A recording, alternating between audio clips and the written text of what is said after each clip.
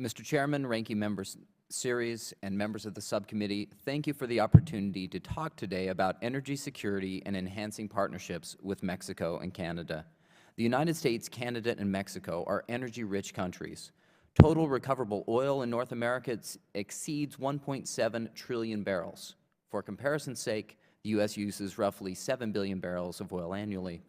Total recoverable North American natural gas is approximately 4.2 quadrillion cubic feet. That's 4,200 trillion cubic feet, and the U.S. uses about 24 trillion cubic feet annually. And North America has about 500 billion short tons of recoverable coal. The U.S. uses about 1 billion short tons of coal annually. So North America is not limited by our energy resources, but instead by access to those resources. Trade between the U.S., Canada, and Mexico only makes our nation stronger and raises our combined economic welfare.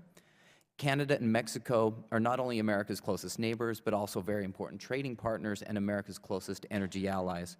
In 2011, Canada and Mexico were the largest sources of oil exports to the U.S., and Mexico is the largest recipient of U.S. gasoline exports. Mexico's heavy oil production is falling, but that means more spare refining capacity in the Gulf Coast if Canadian oil sands oil can be transported to the Gulf Coast. The Transboundary Hydrocarbon Agreement and Keystone XL Pipeline will work to tie our countries together and grow our economies. The Transboundary Agreement could lead to oil and natural gas production of 1.5 million acres in the Gulf of Mexico that was previously off limits due to border issues. This production alone will not lead to a revolution in hydrocarbon production for the United States and Mexico, but more important than the oil and natural gas resources along the border is the potential for greater cooperation between Mexico and the United States. Mexico has long been a leading oil producer, but oil production in Mexico has fallen.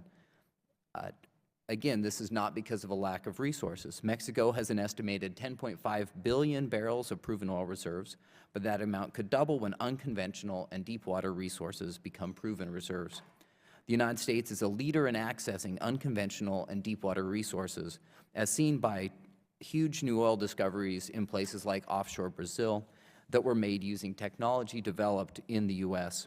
Working together, we can increase Mexico's oil production and reverse their oil production decline. This is especially true if U.S. hydraulic fracturing technologies are used to access Mexico's oil, shale, and gas resources. For example, one of America's most prolific shale fields, the Eagle Ford, extends into Mexico from Texas, but all the activity so far is on the U.S. side of the border. The Obama administration successfully finalized negotiations on the Transboundary Hydrocarbon Agreement, but now needs to follow through and submit the agreement to Congress for approval, hopefully quickly. Much has been said about the Keystone XL pipeline. The fundamental question under Executive Order 13337 is simple. Is the pipeline in the national interest? After 4 years of study, I believe it is clear that the pipeline indeed is in the national interest, just as all the transborder energy pipelines are. More oil from Canada instead of from overseas seems to obviously be in our national interest. We actually benefit more financially from a barrel of oil from Canada than from any other foreign source. Canada is America's largest trading partner and the largest source of oil imports. The Keystone XL will create thousands of jobs, add oil supplies at a lower cost to Americans, and improve our energy security. Lastly, the State Department studies have not shown that it would be detrimental, would have a detrimental impact on the environment. It is clear the pipeline is in our national interest.